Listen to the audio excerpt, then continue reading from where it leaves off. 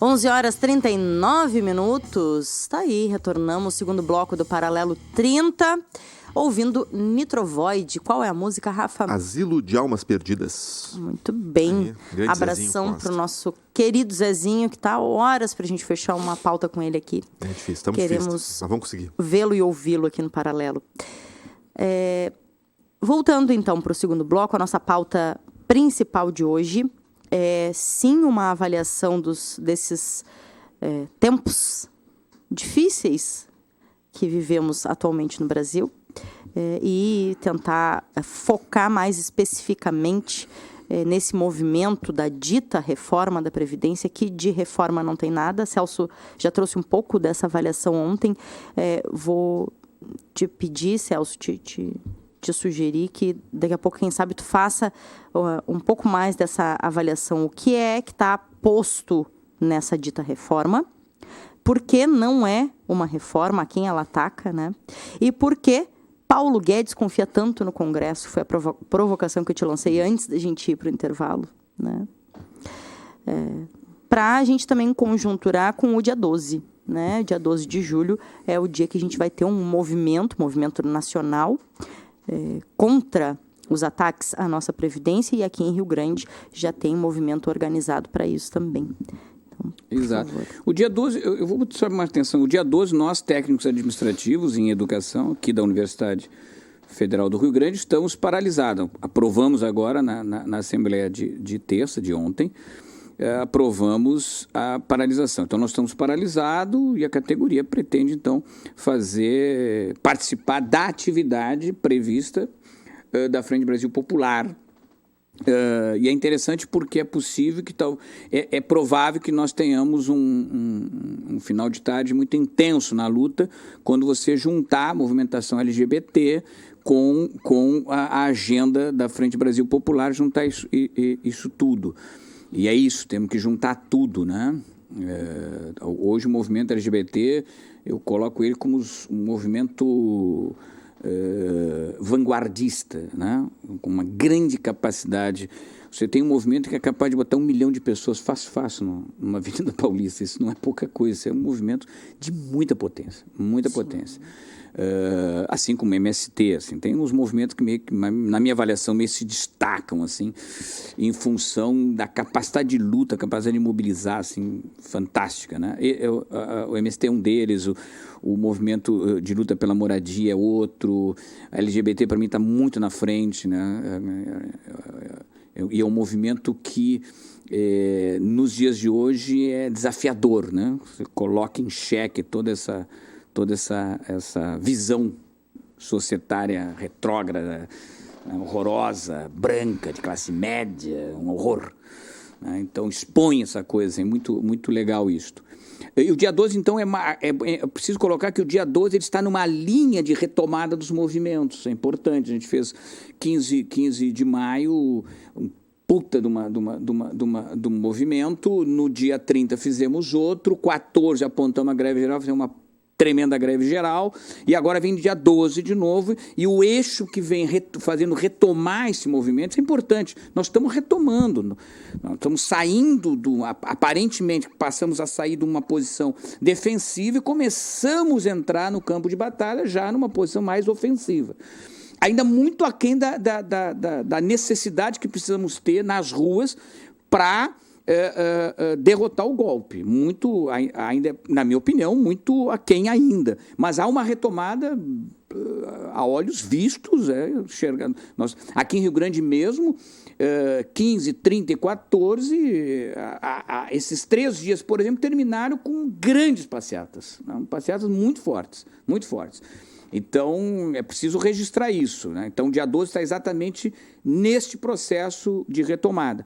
É preciso ir para além disso. Eu tenho dito isso, não é eu que tenho dito. O sociólogo Gessé de Souza tem apontado para isso. Nós precisamos colocar na rua, objetivamente, as milhões de pessoas, né, que constitui uma classe social muito típica do Brasil, que o Gessé chama de ralé. Né? E o Paul Singer, o falecido Paul Singer, chamava de subproletariado. O filho dele, o André Singer, também usa como subproletariado. Veja bem, subproletariado. Está abaixo do proletariado. Nem para proletariado o cara serve. Olha a loucura, absolutamente. Esse setor, eu não canso de dizer isso, nós estamos falando desse setor, nós estamos falando de 80, 90 milhões de pessoas, quase metade da população brasileira. Quase metade da população brasileira está fora do mundo. Fora do mundo. Né? E que as políticas sociais do período lulista trouxeram em torno de 40. É isso que nós estamos falando. E quem deu os 87% de aprovação de Lula no seu segundo mandato é esta base social. Esta é a base social. Que há um deslocamento, era uma base social, segundo o próprio André Singer, uma base que operava mais no conservadorismo, ou seja, quero mudança mais dentro das regras, dentro da ordem, e que no período lulismo faz uma se reposiciona, se tornando uma base de sustentação do lulismo. Essa é a análise que o André faz, que eu acho que é muito interessante, mas o mais importante disso é disso que nós estamos falando. 80, 90 milhões. Cadê este povo? Quando esse povo for para a rua, nós vamos derrotar o golpe. Então, para mim, esse é um desafio da esquerda. Esse povo, esse número significativo, sim, né, de pessoas, tem minimamente noção do que estamos vivendo e do que está posto com a proposta de modificação da Previdência? Não, claro que não. Se tivesse, nós derrotávamos o golpe. Isso é importante, né? Muito importante. Não há consciência, não há consciência. E nós temos que retomar, a esquerda precisa retomar essa ideia. Para você fazer transformação social é necessário que as transformações sociais serão feitas pela base da pirâmide com consciência. Se for sem consciência, você sai de um processo ruim para outro ruim. Não é? Precisa ser a gente tem que entender o seguinte, e não é chavão. A gente precisa entender que a literatura da esquerda é riquíssima. Existem categorias que a gente pode usar e jogou fora. Uma delas é a exploração, entender. Para entender o sistema, precisa entender a categoria exploração, precisa compreender como se dá a exploração no processo. Isso é um elemento. Nós precisamos resgatar a teoria da alienação. A teoria da alienação, nós jogamos fora. Pegamos o livro e jogamos fora. A teoria da alienação é que vai nos dizer o seguinte: o trabalho assalariado tem uma natureza alienante. O indivíduo não se vê mais no seu trabalho. Né? Isso é de uma importância vital, porque é por aqui que nós vamos construir esta consciência. As pessoas precisam tomar consciência disso. Quer dizer, se hoje o que o Gessé chama de ralé, e de forma generosa, né? Porque ele aponta aí, e ele fez uma pesquisa monstruosa. Ele te diz onde estão eles, onde está esse povo. Ele está aqui, é um troço...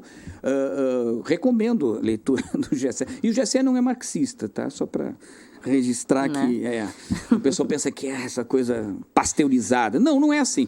Mas, assim, o processo de transformação só se faz de forma consciente.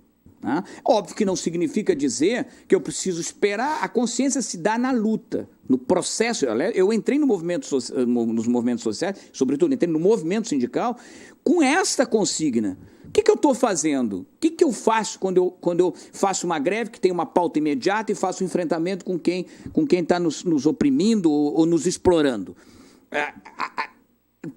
O objetivo disso é, durante a luta, você ganha consciência. A nossa categoria técnico-administrativa e educação teve um momento em que ela tomou consciência.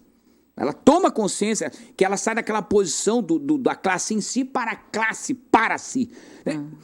E ela tomou consciência e fez lutas espetaculares. A nossa luta de construção da carreira da categoria não tinha nada de corporativo.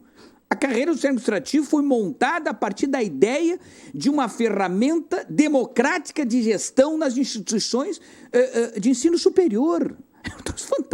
E Tarso Genro, quando viu isso, entendeu. Claro que o brilhante intelectual Tarso Genro ia se dar conta. Olhou e disse, isto aqui é gestão, mas é claro que é gestão. Não fazemos debate. Essa categoria, que hoje não é mais isso, ela retorna. Minha categoria hoje retorna para uma posição de inconsciência, mas ela teve um momento que ela foi muito longe, e conseguiu perceber isso.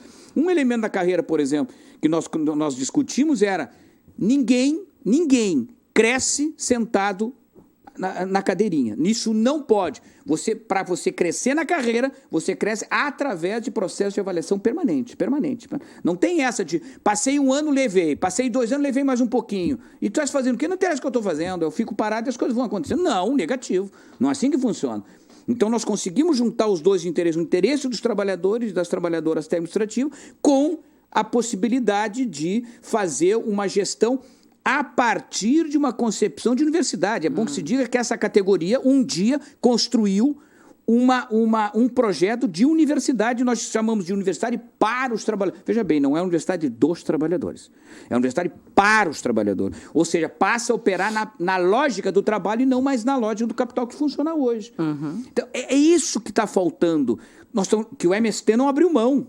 É bom que se diga, registre isso. O Movimento Sem Terra não abriu mão disso. A primeira tarefa desse movimento é a cada integrante a ter a consciência a política da sua situação no mundo. Quem sou eu? Aonde estou? Quem me explora? Por que vivo na miséria? Por que estou na rua? Por que estou aqui ocupando uma terra ou por que estou na estrada? Essas perguntas são respondidas a partir de reflexões, é isso que nós estamos falando. Hoje, os movimentos abandonaram isso. E nós temos ferramenta para isso. Isso é que é interessante. Não temos ausência de debate, de discussão, nem literatura vasta. Eu citei aqui um clássico, né? Mas você pode citar outros tantos. E esse país é riquíssimo em ler Gessé Souza ler Gessé Souza te muda.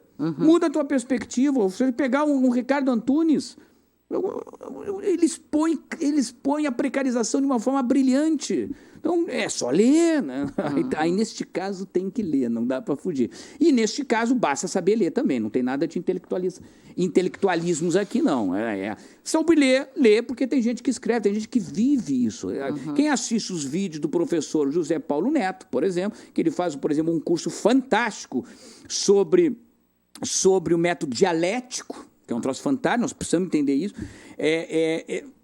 muda, claro que muda, né? Não dá para partir dessa ideia, assim, não existe separação entre teoria e prática. Isso quem faz é o positivismo, não somos nós. Nós temos o conceito de praxis, nós temos a categoria praxis, isso junta. Né? Então, não estou falando aqui de academicismo, não estou falando disso, estou falando da necessidade, que o MST já entendeu, por isso que investe profundamente no processo educacional, em processo educacional. Me veio à mente, é só ler Paulo Freire, gente. Ler Paulo Freire. Se você ler Paulo Freire, entender Paulo Freire, você muda a sua perspectiva. Você toma consciência. É isso que eu estou falando. Você vai tomando consciência do seu papel. Quem sou eu? O que estou fazendo aqui? Pertenço aqui? Sou sozinho? Porque o capitalismo vai dizer para ti, tu é sozinho, tu é um indivíduo. Tu antes de estar na sociedade, tu já era um indivíduo. Isso não é verdade. Corre atrás por ti. Exato. E é assim que a gente está se construindo. Que, aliás, está ganhando até certo momento o individualismo. Então, não somos sujeitos individuais, nós somos sujeitos coletivos. Nós nos construímos na coletividade, nós somos sociais, nós dependemos do outro. Eu, para ser o que sou, preciso ver o outro, senão isso não existe isso. Né? É isso que é importante. E tem que ser retomado. Me parece que a atual conjuntura é exatamente isso. Você precisa mergulhar de novo, resgatar isto, né?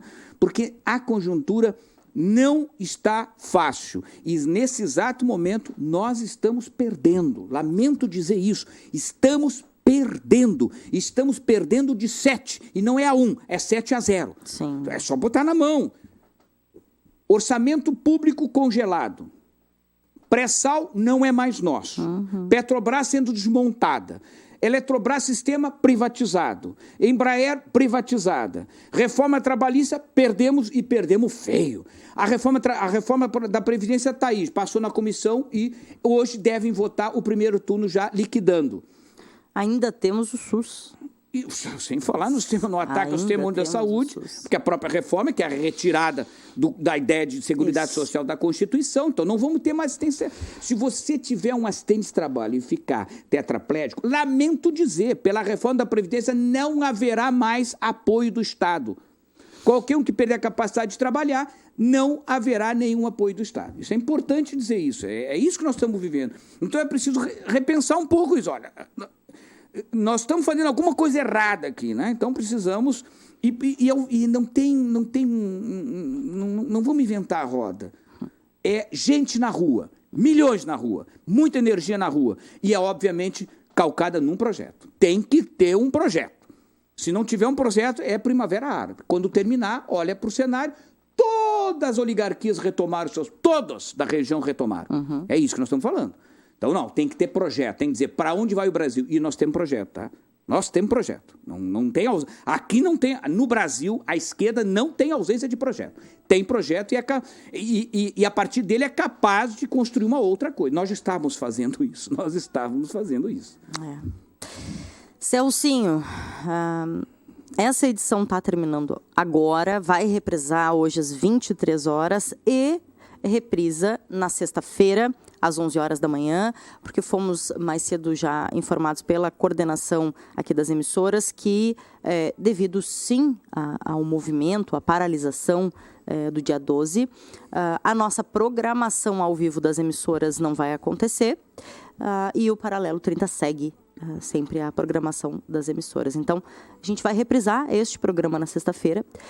para reforçar para o chamamento, então, da atividade. Dia 12, então, peço exatamente, para que tu faça isso rapidamente, em um minutinho. Dia 12. Então, já convido toda a categoria que está paralisada, às 14 horas na Praça Tamandaré. Nós vamos começar por ali e vamos fechar com o ato, né, de luta contra a reforma da Previdência no Largo Doutor Pio, a partir das 17 horas. Essa é a atividade e todos e todas estão convidados, de todas as categorias, de todos os movimentos, e quem não tiver no movimento tem que ir também. Isso mesmo.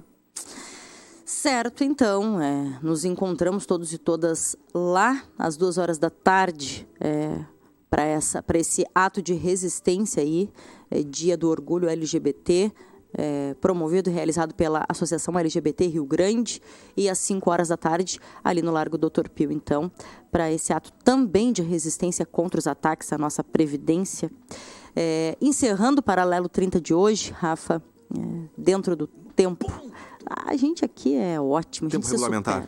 Tempo regulamentar, porque a gente se supera, né? A gente resmunga, mas respeita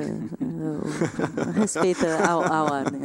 Só para não perder o costume de reclamar. Aqui, 11h57, vou acabar passando tempo, filosofando.